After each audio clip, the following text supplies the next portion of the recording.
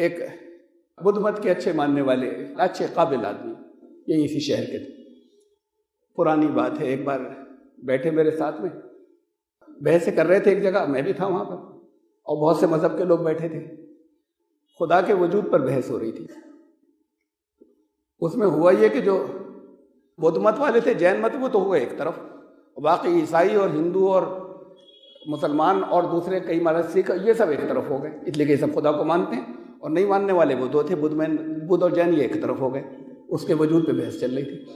دیکھیے ایسا ہوتا ہے، چاہے آپس میں جتنا لڑتے ہوں، چاہے جتنے اختلاف ہوں، لیکن جس چیز پہ مشترک کامن ہوتے ہیں وہاں اکٹھے ہو جاتے ہیں.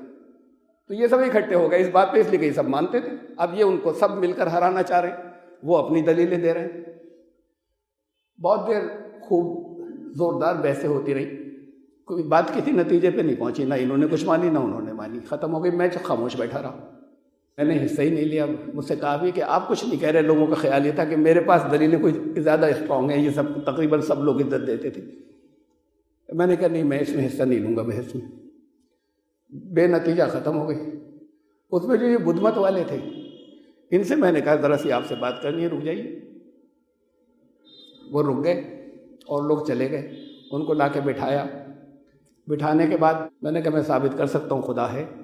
تو وہ بگڑ گئے، بولے وہاں بیٹھے تھے تو چپ بیٹھے تھے، اب کہہ رہے ہیں ثابت کر سکتا ہوں. تو میں نے کہا وہاں میں اس لیے چپ بیٹھا تھا کہ وہاں بحث ہو رہی تھی. بحث ہونے میں کوئی مانتا نہیں ہے، اپنی اپنی ایگو آ جاتی ہے، انا آ جاتی ہے. ہم تو محبت سے آپس میں کچھ باتیں کہوں گا. میں تو آپ سے درخواست یہ کہ آپ اس پہ بھی سوال مت کرنا، غلط سن لینا. ایک دن تعلقات کی بنیاد پہ ہی خالی مان لو، اتنی بات، بڑے اچھے تعلقات ہیں کہ بحث مت کرو، سن لو، ماننا کچھ بھی مت. تو بولے اچھا کہیے، ثابت کریے. تو میں نے کہا خدا کی موجودگی کا سب سے بڑی دلیل خدا کا کلام ہے.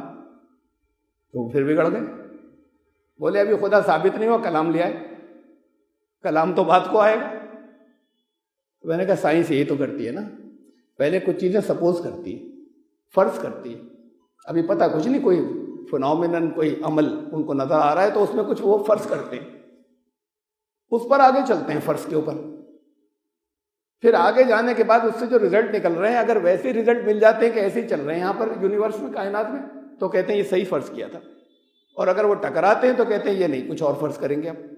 ایسے چلتا ہے. اسے ہائپوتھیسس کہتے ہیں. وہ جو فرض کرتے ہیں ہائپوتھیسس بناتے ہیں. پہلے مفروض ہے، آپ فرض کر لیجئے کہ خدا ہے، مانو مت. طریقہ یہی ہے سائنس کا، آپ بھی خالی فرض کر لو.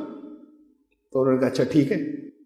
یہ کہہ دیا صاحب میں مان نہیں رہا ہوں. میں نے کہا نہیں بھی نہیں مان رہے، آپ فرض کر لو. اچھا جب فرض کر لیا کہ خدا ہے تو پھر یہ بھی فرض کر لو کہ اس کا کلام بھی ہے. جب ہے تو ہوگا کلام بھی کوئی. اچھا ٹھیک ہے. میں نے کہا کلام میں لا رہا ہوں. یہ فرض کر لیا نا، یہ کلام ہے، قرآن لیا میں نے. اس میں سے دو ان کے سامنے میں نے مجدے رکھے. ایک وہ رکھا کہ وہاں پر عمان کے ڈیزرٹ کے اندر قوم عاد کے کھنڈرات نکلے کھدائی کے اندر.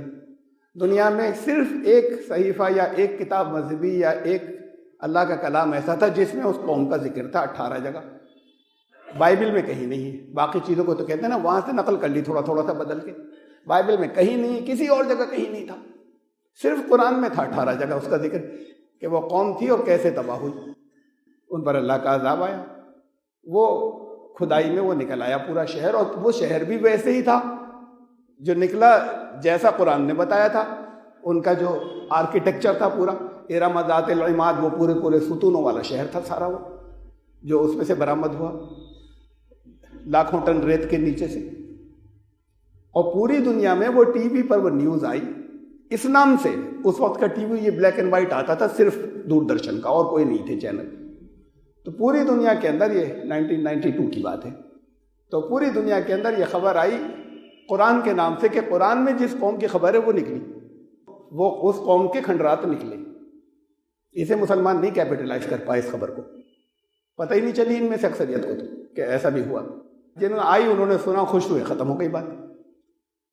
ایک تو میں نے ان کے سامنے یہ رکھی. اسے کوئی نہیں جانتا تھا، یہ صرف قرآن.